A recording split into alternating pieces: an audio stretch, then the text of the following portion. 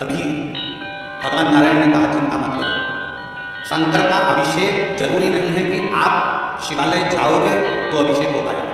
शंकर का अभिषेक जरूरी नहीं कि आप अपने घर के शिवलिंग को थाली में रखोगे, परात में रखोगे, पात्र में रखोगे तब हो पाएगा। शंकर भगवान का अभिषेक जरूरी नहीं कि आप 12 ज्योतिर्लिंग में जाएंगे तब हो पाएगा। शंकर भगवान का अभिषेक जरूरी नहीं कि आप किसी मंदिर देवालय में जाएंगे तब हो पाएगा। भगवान नारायण ने समुद्र मंथन के समय पर विष निकलते समय भगवान नारायण ने एक बात संपूर्ण क्षेत्रवासियों के लिए, संपूर्ण विश्ववासियों के लिए, संपूर्ण जगत के लिए, संपूर्ण पृथ्वी पर रहने वाले, ब्रह्मांड में रहने वाले मनुष्यों के लिए कह दिया कि शंकर का अभिषेक जरूरी नहीं कि आप मंदिर जाओगे तब होगा, घर में बर्तन में शंकर का शिवलिंग रखोगे तब होगा, शंकर का अभिषेक 12 ज्योतिर्लिंग में जाओगे तब होगा। शास्त्र कहता है शंकर का अभिषेक तुम जब भगवान शंकर को दिल से याद करते हो, श्री शिवाय नमस्तुभ्यं, ओम नमः शिवाय, नमः शिवाय, जब तुम स्मरण करते हो पंचाक्षर मंत्र का, षडाक्षर मंत्र का, श्री शिवाय नमस्तुभ्यं का, जब तुम स्मरण कर रहे होते हो तो दिल से तुमने अगर उसको स्मरण कर लिया तो समझ लेना कि तुम्हारी शंकर शिव हो गया, उसका चिंतन हो गया, उसका स्मरण हो गया, उसकी भक्ति हो गई, उसका मन हो गया।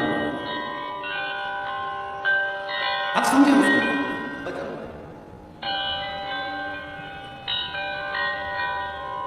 आप में से कितने लोग हैं जो भगवान के मंदिर में प्रसाद लेकर जाते हैं? जल्दी से आप उठाओ। अरे उठाओ जल्दी, कभी तो ले गए होगे, कोई से तो मंदिर में ले गए होगे, कोई से तो देवता के ले गए होगे, ले गए थे ना, हम भी ले गए, ठीक है, तुम ले गए थे, तुम भी ले गए, हम कोई अलग से कभी हम हुए नहीं, तुम ले गए थे तो हम भी ले गए। अब आप में से कितने लोग हैं जितना प्रसाद लेकर गए थे उतना की उतना प्रसाद तुमने भगवान को खिला दिया? हम भी लेकर गए, हम भी नहीं खिला। अगर तुमने कोई बैठा हो जिसने भगवान को 1 किलो मिठाई पूरी खिला दी, लड्डू पूरा खिला दिया, बर्फी पूरी खिला दी, कोई बैठा है?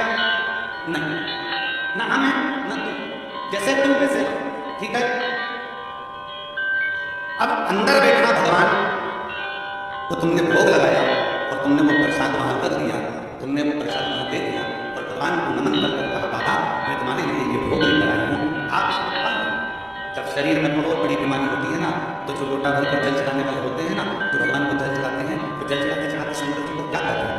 बाबा बहुत बड़ी बीमारी हो गई, डॉक्टर ने मना कर दिया, बाबा डॉक्टर कहता है कि ये किडनी नहीं चलेगी, ये लीवर नहीं चलेगा, बाबा मेरा थायराइड बढ़ गया, बाबा मेरी शुगर बढ़ गई, बाबा मेरा ब्लड प्रेशर बढ़ गया, बाबा मेरी आंखों की रोशनी चली गई, बाबा बहुत तकलीफ में।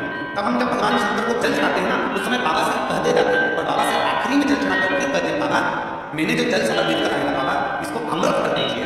मैंने सुना है आपकी जटा में गंगा है और गंगा अमृत का काम करती है, मैंने सुना है आपकी जटा में चंद्र है, चंद्र अमृत का काम करता है, बाबा मैंने सुना है आपके मस्तक पर सूर्य है, सूर्य अमृत का काम करता है, बाबा आपके पूरी शरीर में 33 कोटि देवता विराजमान है, बाबा जब मैं जल चढ़ाऊं ना उसको अमृत कर दीजिए और मेरे रोग को आप जल का आचमन करके से ही मेरे रोग समाप्त कर दीजिए, शिव का रोग को समाप्त।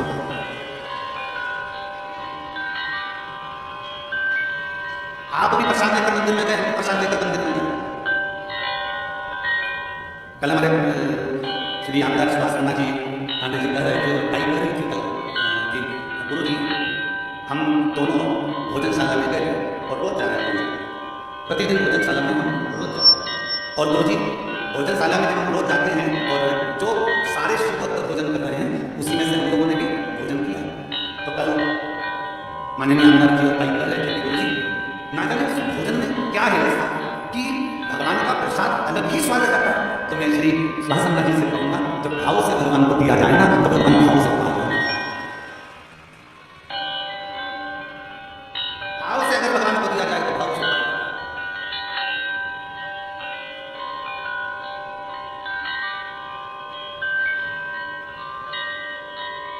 3 लाख भक्त अगर यहाँ कथा सुनने के लिए आ रहे हैं, 2 लाख भक्त कथा सुनने के लिए आ रहे हैं, 4 लाख भक्त कथा सुनने के लिए आ रहे हैं, तो उसमें से कम 1.5 से 2 लाख भक्त ऐसे होते हैं जो भगवान शंकर का प्रसाद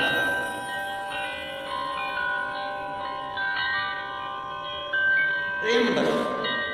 आपने भी भोग लगाया भगवान को, हमने भी भोग लगाया भगवान को, भगवान ने 1 किलो लड्डू नहीं खाया, भगवान ने पेड़ा नहीं खाया, भगवान ने कुछ नहीं खाया, कुछ नहीं। जब भगवान ने कुछ नहीं पाया प्रेम बस भगवान के सामने रखा और भगवान ने उसे भाव से खा लिया, तो जो प्रसाद हम खाते हैं उसमें अपने आप स्वाद बढ़ जाता है, इससे ये महसूस होता है कि भगवान ने भोग लगा लिया, इससे ये महसूस हो जाता है कि भगवान ने भोग लगा। अब चलो आगे बढ़ते हैं इसी कथा में। आप में से सबने भगवान को भोग लगाया, हमने भी भगवान को भोग लगाया, भगवान ने अंदर भोग लगा हुआ प्रसाद पंडित जी ने हमको वापिस दे दिया, हम अपना डब्बा लेकर वापिस चल दिए। अब हमारा सनातन धर्म क्या कहता है? अब हमारा सनातन धर्म क्या बैठा करता है?